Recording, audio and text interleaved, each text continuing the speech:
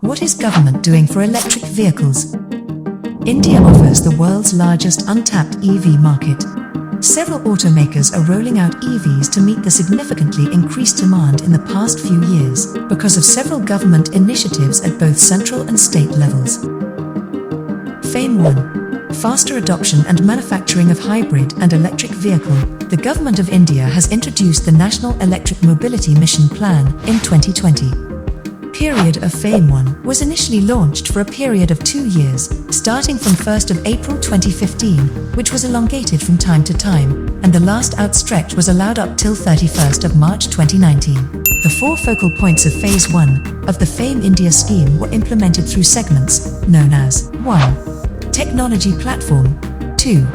Pilot project, 3. Demand creation through subsidies, incentive and other benefits, 4. Charging infrastructure, FAME 2.